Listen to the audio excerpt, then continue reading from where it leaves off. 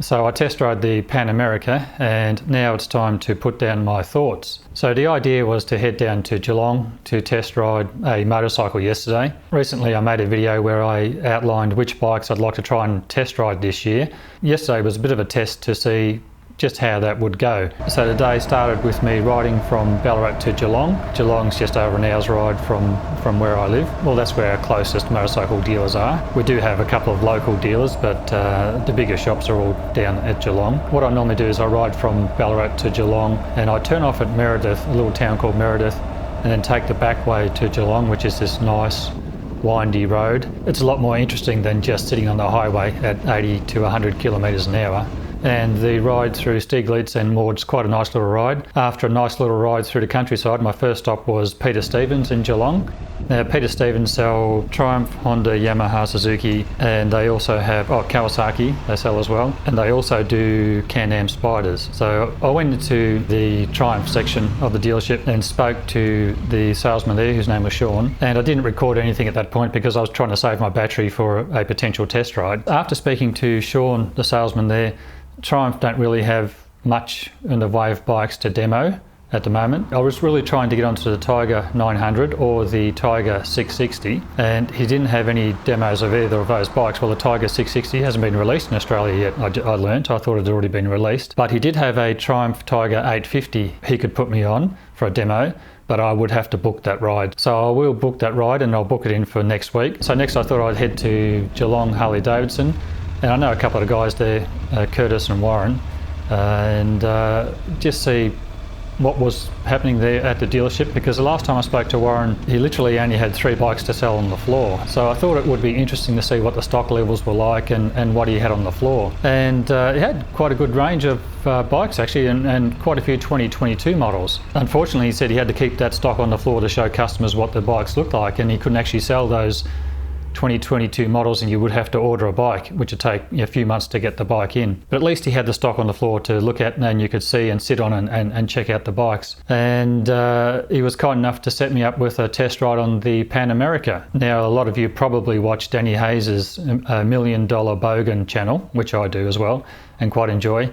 And they actually set me up on the Pan America he test rode, and they fit knobbies on for him because he likes to have knobby tyres on his Harleys. So they wheeled the bike out to the front for me, and it was the 1250 Special, and the 1250 Special with the suspension that raised and lowered. But unfortunately that bike had a flat battery.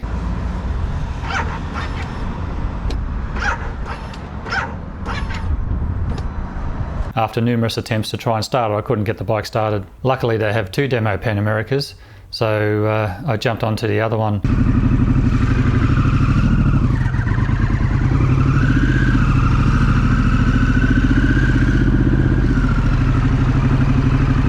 The second Pan America is also a 1250 Special, I believe, but it didn't have the spoke wheels or the electronic suspension, and just had the standard tyres, which actually suited me better. Now, Geelong Harley-Davidson like to fit their demo bikes with aftermarket exhaust, so both the models there had custom pipes. So we've made up a new section of the header pipe, which is there, and this is actually a touring muffler with a different end cap.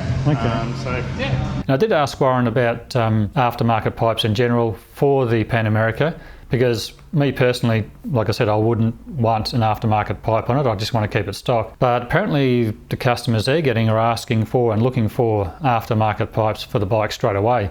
In particular, Vance and Hines systems I think they're putting on them. So I found that interesting. So I'm just wondering if that's a Harley customer thing, that they always just automatically put pipes on their bikes, or whether the adventure guys in general like to have pipes on their bikes as well. So I put my earplugs in and took it for a ride.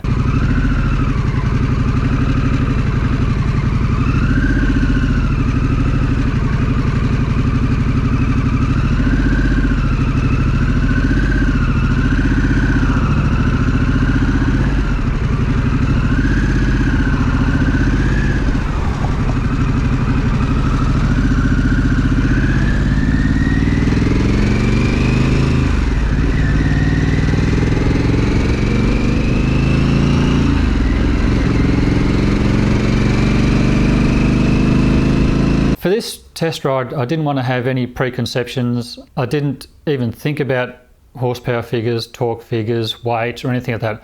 I just wanted to take the bike for a test ride and see what it's like to ride. So my plan was to make my way to the coast. I ended up doing a lot more inner city riding than I wanted to, but the good thing was that I got to really test it out in the city, see how manoeuvrable and agile the bike was, and I was pretty impressed actually. Well, I wouldn't say surprised, I was probably surprised by how normal the bike felt. Coming from someone who's ridden, you know, Japanese bikes and BMWs and Triumphs, and I've owned them all. Normally you tend to discover quirks and things that think, okay, there's a compromise here or there's a compromise there. But the longer I rode the bike, the more normal it felt. That's not a negative thing, that's actually a very good thing. For Harley-Davidson to build a bike that feels normal and the same as like what I would expect to find on a Honda or a Kawasaki or a Suzuki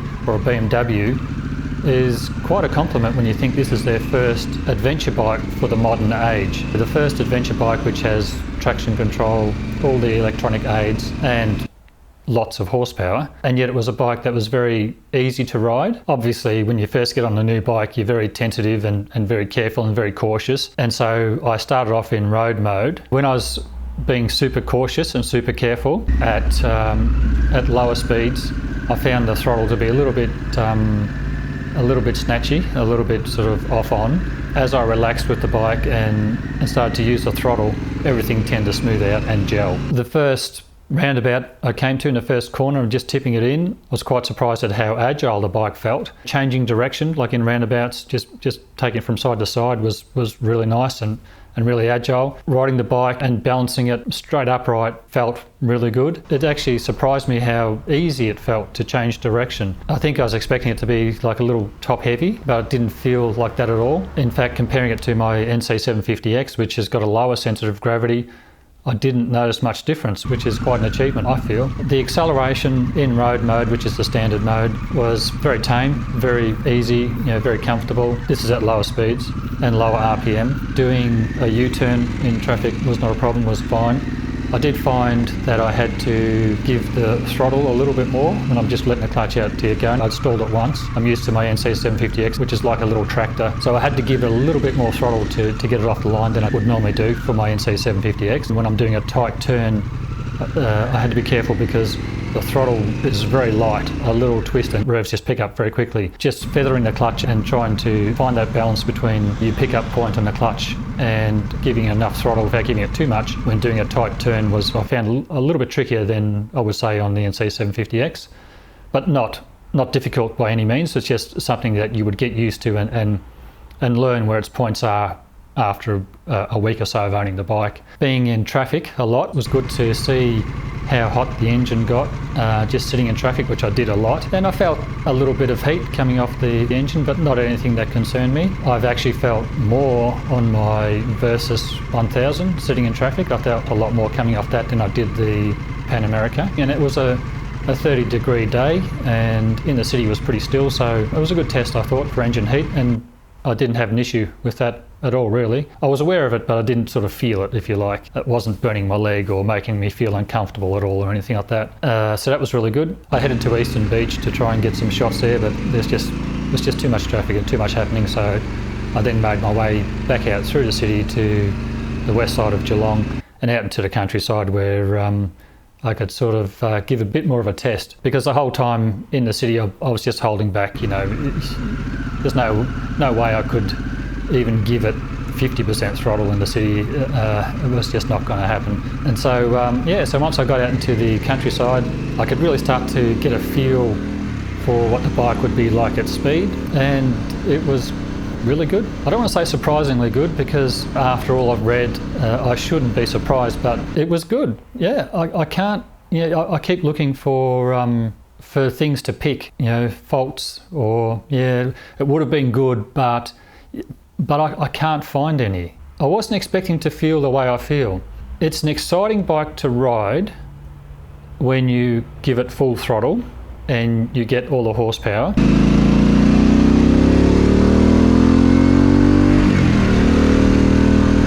But if you're not doing that, it's a very normal bike to ride, which I wasn't expecting. I think I was expecting a Harley version of an adventure bike, but I wasn't getting that. I was getting just a really good adventure bike. In my mind, I'm wondering if that's a good thing or a bad thing. If I'm looking for Harley's take on an adventure bike, is the customer going to be disappointed that they're getting a very normal adventure bike? But for me, a normal adventure bike is a very good bike, and it excels at what it's intended to do. So yeah, it's quite interesting. The only thing I could fault on the bike was the indicator switch. If that's my gripe, well, that's really nothing. But I did find that it was a bit vague to use. Clicking it on left or right was fine, but I think the problem is the switch is too small. If I was indicating left and trying to cancel it by pressing the button in, I'd actually indicate the other way. I'd be indicating right, or then I'd go to press it again and it'd go back to left. And so I think it just needs to be bigger and the click in to be clearer so that you know when you're cancelling it. Now, having said that, the bike has auto cancelling indicators, so if you do leave it on for a bit, well, it's going to turn itself off anyway. But that was my really only gripe with the bike. The seat's adjustable, so you've got two positions to adjust it in, and it's very easy to adjust and to change. So it's just the little grooves into the taller position rather than the lower position. Yep. So I tried in the low position to start off with, and then I pulled over and switched to the high position for a while. And I actually liked the lower position. Now remember, this is not the one with the lowering suspension, so it's just set at the same ride height all the time. But I found when I switched to the higher seat position, the back of the seat sort of kicked up more, and I found myself being rolled more onto the tank, slightly, not a lot, but just that sensation of being rolled forward onto a tank. And I also found that was quite a reach to the ground at times when I pulled up at a set of lights, for instance, and say if the road fell away from my left leg side, which I tend to put my left leg down and keep my right foot covering the rear brake, often I was reaching more than I was comfortable with. I'm 6'1" and I'm longer in the inside leg, and yet I still felt like I was more comfortable on the lower seat height. So I switched back to the lower seat height, and I still had a good comfortable leg bend down to the peg, so I didn't feel cramped in any way. And seat comfort is fine. That was actually good. I'd class the seat comfort as good to very good. When you're riding a bike and you're test riding a bike, if you're not noticing things, then they're good. And I had to keep reminding myself to check the seat comfort. I probably spent 2, maybe even 2 to 3 hours on the bike, which was longer than I was intending to spend. And not once or at the end of the ride did I feel that the seat was uncomfortable. So that's a good win there for Harley-Davidson as well. And the other thing that I didn't notice at all was the suspension. Everything I asked the bike to do, it did with ease and very competently. Changing direction, accelerating, braking, riding bumps, travelling down the highway, very, very competent and very good. I've test ridden bikes and I've owned bikes that you ride them for a bit and you go, I start to think about new suspension, or if the seat's uncomfortable, I start thinking about seat options, or if the bar's in the wrong position, I start thinking about bar options. But in the case of the Pan America, I wouldn't change the suspension at all. Like it was perfect out of the box for me. The ride was really nice. The control was very good. Suspension was compliant without being soft or mushy, and under heavy braking I did some really hard braking stops to test the brakes, and it was fine. You know, you get your normal dive, but it wasn't excessive. It was very surprisingly good.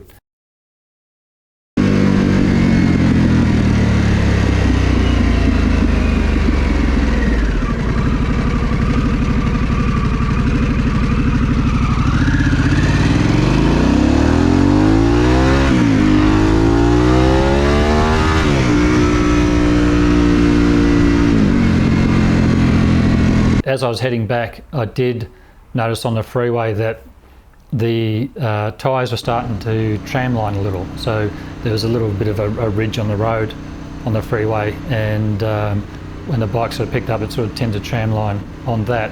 And I was wondering if that was caused by the tyres, but as I was heading back to the dealership, I looked on the display and there was a little warning and a low pressure alert. So I think the front tyre was a little low, or had got a little low at some point. Just on the display is really good in that it gives you all the information you could ever want, and I found navigating through the display was quite easy and intuitive.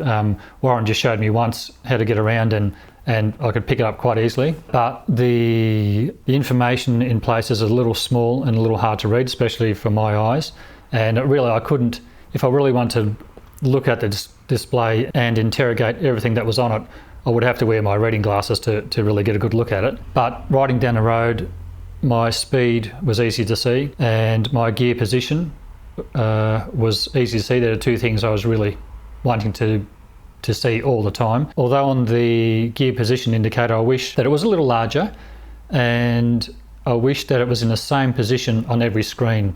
So if you flick from one screen, it's at the bottom, and then you go to the next screen, it's at the top and maybe a little bit smaller, and another screen it sort of moves around a bit. And so I would like that they would just keep that consistent. So if you're going from screen to screen, that if it's going to show the gear position indicator or at the speeds, for instance, that those two items stay in the same location. One thing that was interesting was that when I was trying to set things up or switch through different modes while the bike was stationary, I couldn't do it with the bike on the side stand. When the side stand was down, I just got a warning on the screen saying the side stand's down, and I'm locked out from modes or anything like that. So I had to put my gear down on the side of the road and then pick the bike up off the stand, pick up the stand, and then I could check modes or change modes or anything just while I was stationary. So I thought that was quite interesting. I think I'd like to see them remove that, so you could have the bike on the side stand and change settings, modes, whatever, before you go for your ride. The windscreen, really keen to see how that would perform on the highway and in the wind and things like that. And I found it to be very good. I just popped it up to the highest position. It doesn't go up as high as the Africa Twin does. The Africa Twin comes up to a point where I'm just at 6'1", just looking over the top of the screen, which I think would be good for me. But it was down probably about 2 inches lower, I reckon, than what the Africa Twin's highest adjustment is at. I could feel the wind around me and I could feel wind on my helmet, but not at any time was it buffeting or pushing my head around or uncomfortable. I was just aware of it, and I was aware of it on my shoulders and maybe the upper arms, on the outer side of my upper arms. There again, that's the thing I look at, do I need to replace the screen? And for me, the standard screen is totally fine. I would just keep it as is. I think there is a taller screen that you can get, so if you wanted to be really free of the wind, I think you could option it up. But I actually sat behind a truck, one of those box vans for a while, just to see, because you get a lot of dirty air coming off those vehicles, and just to see what the turbulence was like on me and on the bike, and it sat really nicely and I was fine. I could feel it, but it wasn't annoying me or making the ride unpleasant in any way. Screen win, seat win, suspension win, handling win. And on the hard braking test and just using the brakes around town, very good, not a problem at all. So very pleased with the braking. Clutch action, I didn't realise how light it felt until I got back on my NC750X, which felt heavier than the Pan America's clutch. So it's a pretty light clutch. I did a lot of, probably a good hour or so just riding around town, just trying in traffic and things, stop start, and not once did my hand even feel like it was getting tired or fatigued. Now onto performance. I wasn't trying to do a 0 to 100, but I just wanted to see how quickly this bike accelerates and how it produces its power. I went from just full first to full power second, and even in second gear, I could just feel it just wanting to stand up. So full credit to Harley-Davidson. Their electronics package is really well set up. If you're looking for a bike that's going to give you a bit of excitement and you like speed and you can use speed in the country you live in, the Pan America is not going to disappoint, let me assure you. I was shocked by how quickly it came on, by how much power it produced up top, and how well the electronics package intervened to stop me from doing something stupid. I did struggle to get my shift change from first to second clean. It was just the pickup points, not where I'm used to, so I was sort of riding the clutch a little bit. So on the third go I got that better and got that sorted. Once I'd done those 3 goes and I'd done 3 hard brakings, I was satisfied that I didn't need to do that again for a while. The way I ride, I wouldn't probably ever need to do that ever again. But I just wanted to experience it and to get a good feel of what it was like. And the seat in the lower positions good for that sort of thing, because you get a bit of a step up on the pillion seat, so it sort of holds you in. And I really did feel that I need to get down, and I haven't seen the footage yet, but once I see the footage, I'm worried the GoPro might only be showing you the tank. But I felt I had to get down into a crouch position and just sort of hang on. It was just, the acceleration was that great. And then, yeah, so then just riding around, once I got out into the countryside after being in the city and into the open roads and travelling at 100 k's an hour, the bike really came to its own then, and I thought, okay, this is where it really excels.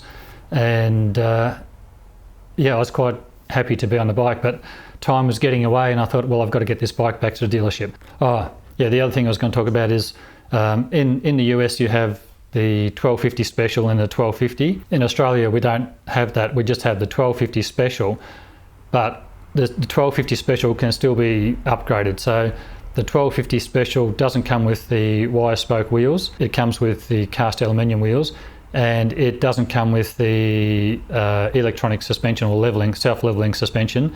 So that's, you have to option that up as well. So I did ask Warren how much that would cost if you just optioned up the 1250 Special, the Australian 1250 Special, to have the wire wheels and the electronic suspension in it, and it says around $1,500. At that price, would I go for the electronic suspension? I think I probably would. I don't know if I would, because the bike I rode, oh no, maybe I would, because with the seat I could have the seat in the high position with the electronic suspension, because it would bring the whole bike lower to the ground. But I don't think I would want the seat in a higher position because of the way it sort of rolls me forward a bit. So I'd probably ride the bike with the seat in the lower position anyway. So no, I don't think I would. I personally wouldn't need the lowering suspension, because I would keep the seat in the lower position anyway. And with the seat in the lower position on the standard model, I had no problems flat-footing the ground, and never at any point did I feel, even on uneven road surfaces, did I feel it was uncomfortable. So, and I wouldn't go the wire spoke wheels either, actually, only because I'm not going to be riding it off-road enough or in conditions severe enough where that would be a benefit. And I don't like cleaning spoke wheels. I find cast wheels much easier to clean and to look after long term. So I wouldn't go the wire spoke wheels either. So there's a case for the base model 1250 Special in Australia, in that it'd probably suit me better. I'm just trying to think what else I would lose. Maybe I would lose heated grips, and I maybe would lose heated seat. I'll check that out. The heated grips for winter, because I ride all year round, would be a good thing, and possibly the heated seat, so I'll check that. So all in all, it was a good test ride, and I really want to thank Warren for setting it up and making it happen. And I would definitely give the Pan America a thumbs up, actually a big thumbs up. Is it a bike I would buy? I don't know. I want to test ride the Tiger 900 and the Tiger 1200, but I haven't ruled it out. So that's pretty telling. Warren's organising a test ride on the Sports Duress for me next week, so I'm going to be test riding that. And also he's trying to organise a test ride on a trike for me. And he's spoken to the owners of Geelong Harley-Davidson, and they've said to him that if he can find 5 people who want to test ride the trike, that's the Tri-Glide Ultra from Harley-Davidson, then they'll put a demo on for people to test ride. So if you're interested in test riding the Tri-Glide Ultra and you're in the Geelong Harley-Davidson area, or Melbourne or Ballarat or in this area, let Warren know at Geelong Harley-Davidson that you want to test ride that bike, and if he gets 5 people who want to test ride it, they'll put a demo on. So let's see if we can get to 5, because I really want to test ride the Tri-Glide Ultra. So if you've made it this far, thank you very much for watching. Hopefully you're looking forward to the test rides that are coming up, and hopefully you found this video to be of value. Thanks again for all your support. Ride safe, and I'll catch you in the next one. Bye for now.